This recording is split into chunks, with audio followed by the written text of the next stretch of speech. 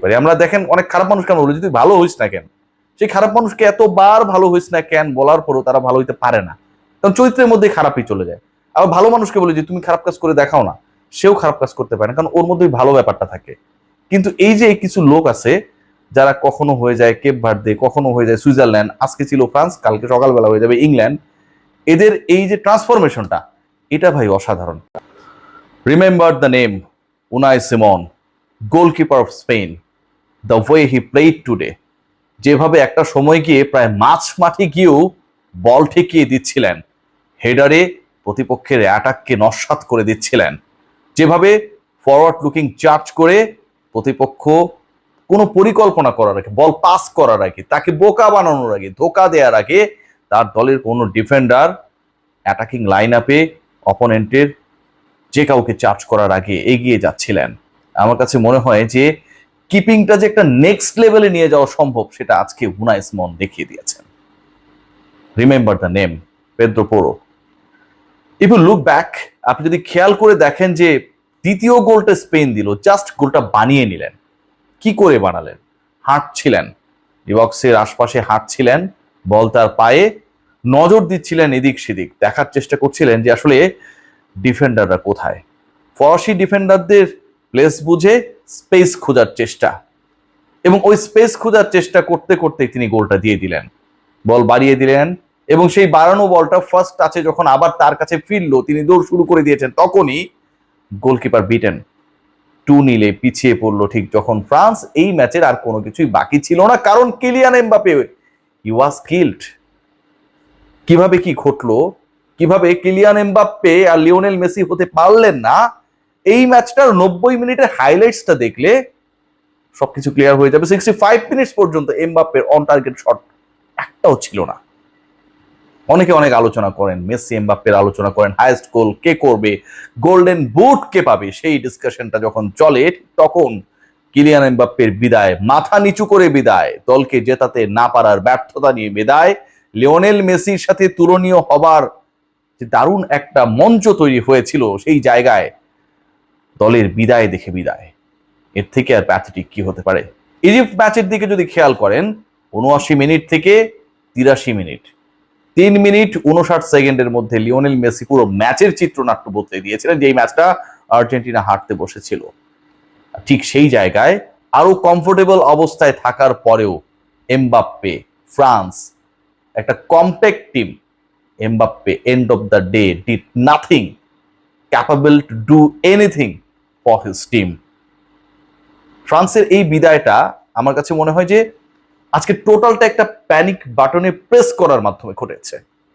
ম্যাচের 20তম মিনিটে যে ফাউলটা হলো, লামিন ইয়ামালকে যেভাবে ফাউল করা হলো, বল বাতাসে, ওই বলের সাথে ইয়ামালের যে দূরত্ব, অথবা সেই বলটাকে যদি আপনি জাস্ট লিফট করে দেন, যেটাকে যেতে দিলাম বাবা, তুই যা যেখানে খুশি যা, ইয়ামাল পারলে তুই ধর, ও জীবনেও পারতো না। তাকে ফাউল করা হলো, লাথি মারা হলো, পশ্চাৎ দেশের সেই লাথিটা এমন ভাবে মারা হলো যেন আসলে ওই বলটা সুপারম্যান হয়ে রিসিভ করে ইদার ইয়ামাল নিজেই গোল করতেন অথবা কারো দ্বারা করাতেন। এই ব্যাপারে ওই ডিফেন্ডার 100% শিওর হয়ে গিয়েছিলেন। শেষ পর্যন্ত পেনাল্টির বাঁশি বাজলো, পেনাল্টি পেল স্পেন, এবং এই পেনাল্টিটা আপনি বলতে পারেন, আপনি চাইলেও বলতে পারেন, না চাইলেও বলতে পারেন। আপনি যদি না চায়া বলেন, তার মানে হচ্ছে আপনার মনের মধ্যে কিছু একটা ঘুরঘুর করছিল। আপনি যদি চায়া বলেন, তাহলে মনে হতে পারে যে আপনি আসলে আলোচনায় থাকতে চান। এই পেনাল্টিটা যদি আর্জেন্টিনা পাইতো কি হইতো? এই পেনাল্টিটা যদি সেমিফাইনালে আর্জেন্টিনা এরকম করে ইংল্যান্ডের বিপক্ষে একটা পেনাল্টি পাওয়া যায়, তাহলে কি হবে? যা হোক, সেই পশ্চাৎ দেশের আঘাতের পরবর্তী সময়ে যে পেনাল্টি পেল স্পেন, সেখান থেকে 22 মিনিটের লিড, 1-0 এগিয়ে থেকে বিরতিতে যাওয়া, বিরতির পর ওই পেদ্রো পোরোর ম্যাজিক 2-0 এগিয়ে যাওয়া। একটা সময় এত বেশি অপেশাদারিত্ব আমরা দেখেছি ফ্রান্স অ্যাটাকারদের, যে পারলে উনাই সিমনকে পেটান কিলিয়ান এমবাপ্পে। 86 মিনিটের ওই ইনসিডেন্টটা যদি একটু খেয়াল করে দেখেন, যেভাবে গোলকিপারকে উইদাউট বল চার্জ করা হয়েছে, এবং সেটার কারণে তিনি একটা ইয়েলো কার্ড পর্যন্ত পেলেন, এটা অবিশ্বাস্য। ঠিক এই কাজটা যদি আর্জেন্টিনার কেউ করতো, তাহলে ঘটনাটা কি ঘটতো? যাও, সেই আলোচনা করে লাভ নেই। আজকের ম্যাচের অনেকগুলো শিক্ষা রয়েছে। 1 নাম্বার শিক্ষা যেটা, কিলিয়ান এমবাপ্পে, লিওনেল মেসি না, সবাই ম্যাচ এই সিচুয়েশন থেকে বের করতে পারে না। 2 নম্বর শিক্ষা যেটা, আপনি যদি অ্যাগ্রেসিভলি এগিয়ে গিয়ে চার্জ করেন অ্যাজ এ গোলকিপার, এটা একটা দলের জন্য কতটা ইফেক্টিভ হতে পারে, প্রতিপক্ষের আক্রমণকে ধূলিসাৎ করে দেওয়ার জন্য কতটা ফলপ্রসূ হতে পারে, সেটা আজকে সিমন দেখিয়েছেন। 3 নাম্বার শিক্ষা যেটা, সেটা হচ্ছে স্ট্যাটিস্টিক্যালি এগিয়ে থাকা আর রিয়েলিস্টিক গিভেন ডেতে ওই পারফরমেন্সটাকে অ্যাপ্লাই করা, দু জিনিস। আজকে পুরো ম্যাচে যেভাবে স্পেন ফ্রান্সকে নাচিয়েছে, স্পেনের গোলকিপার নাচিয়েছে, অ্যাটাকাররা নাচিয়েছে, লামিন ইয়ামাল গোল পান নাই, পেনাল্টি আদায় করেছেন, ডান প্রান্তে যেভাবে অ্যাটাক করার চেষ্টা করেছেন, বিজি রেখেছেন, তাকে ঘিরে যে পরিকল্পনা করতে গিয়ে অন্যদের ক্ষেত্রে সেই প্ল্যানটাকে এক্সিকিউট করতে পারেনি। ওই পরের গোলের এক্সাম্পলটা আমাকে দিতেই হবে।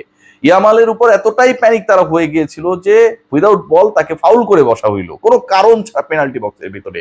সো ওই প্যানিক বাটনটাই আলটিমেটলি অ্যাপ্লাই করেছে স্পেন, যে তোমরা ইয়ামালকে অ্যাটাক করবা, আমরা তোমাদের গোলবার অ্যাটাক করবো, and that actually properly successfully done by Spanish. ফাইনালে আর একটা দল যাবে, ইংল্যান্ড এবং আর্জেন্টিনার ওই খেলায়। তবে ওই ম্যাচের আগে আমার কাছে মনে হয় যে আজকের এই ম্যাচটা বিশাল এক শিক্ষা। এন্ড অফ দ্য ডে আপনি যদি স্পেশাল কিছু করতে না পারেন, আপনার কোনো ভ্যালু থাকে না। কিলিয়ান এমবাপ্পে গোল করেছেন, 8 গোল করেছেন, লিওনেল মেসিকে অন্তত এই আসরে কিলিয়ান এমবাপ্পে গোলের সংখ্যার দিক থেকে টপকে যেতে পারছেন না, এটা ডিসাইডেড হয়ে গেছে।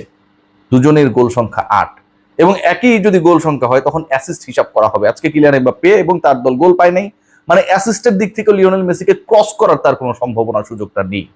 সো এদিক থেকে আমার কাছে মনে হয় যে এটাও একটা শিক্ষা। আজকের ম্যাচের সবচেয়ে বড় শিক্ষার জায়গা যেটা, সেই শিক্ষার জায়গাটা আমি আপনাদেরকে একটু শর্টকাটে বলতে চাই। 1 নাম্বার শিক্ষা যেটা, সেটা হচ্ছে আজকে স্পেন জিতেছে কারণ লিওনেল মেসি টাকা দিয়েছে, ফ্রান্স তাই হেরে গেছে। 2 নম্বর শিক্ষা যেটা, বাংলাদেশ থেকে আজকে গভীর রাতে, বিশেষ করে রাত 2টার আশপাশের সময়ে হাজার হাজার কোটি টাকা ফিফার কাছে ট্রান্সফার করা হয়েছে, সেই টাকা পেয়ে আসলে এই ম্যাচটা স্পেন জিতে গেছে, ফ্রান্স ছেড়ে দিয়েছে।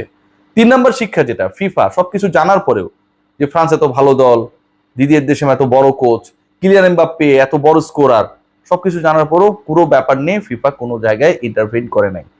4 নম্বর শিক্ষা যেটা, সেটা হচ্ছে আজকে যারা ফ্রান্স ছিল, স্পেনের বিপক্ষে ছিল, বিশ্বাস করেন আর না করেন, আগামীকাল সকাল নাগাদ এই লোকজন, এই গ্রুপটাই ফ্রান্স থেকে ইংল্যান্ড হয়ে যাবে। যদিও ব্রেক্সিটের কারণে ইউরোপিয়ান ইউনিয়ন থেকে ইংল্যান্ড বাইর হয়ে গেছে, এটাতে তাদের কোনো কিছু আসে যায় না, কারণ তারা এইসব বুঝেও না, এইসব তত্ত্বমত্ত্ব বুঝতে গিয়ে ব্রেনটা নষ্ট করতে চায়ও না। সো তারা আজকে ছিল ফ্রান্স, কালকে সকালবেলা হয়ে যাবে ইংল্যান্ড। এবং এই যে চরিত্রের পরিবর্তন, এটাকে আমরা সাধুবাদ জানাতেই পারি। আমরা দেখেন অনেক খারাপ মানুষ কেন বলি, যদি ভালো হইস না কেন, সেই খারাপ মানুষকে এতবার ভালো হইস না কেন বলার পরও তারা ভালো হইতে পারে না, কারণ চরিত্রের মধ্যে খারাপই চলে যায়। আবার ভালো মানুষকে বলি যে তুমি খারাপ কাজ করে দেখাও না, সেও খারাপ কাজ করতে পারে না, কারণ ওর মধ্যেই ভালো ব্যাপারটা থাকে। কিন্তু এই যে কিছু লোক আছে যারা কখনো হয়ে যায় কেপ ভার্দে, কখনো হয়ে যায় সুইজারল্যান্ড, আজকে ছিল ফ্রান্স, কালকে সকালবেলা হয়ে যাবে ইংল্যান্ড, এদের এই যে ট্রান্সফরমেশনটা, এটা ভাই অসাধারণ। এটাতে ভালো না বেশি, এটাতে মুগ্ধ না হয়ে এই জাদুকরী ব্যাপারটায় নিজের মধ্যে না নেয়ার চেষ্টা করে আসলে কোনো লাভ নাই। এটা স্পেশাল, এবং সেই স্পেশালদের প্রতি আমার একটা স্পেশাল সালাম।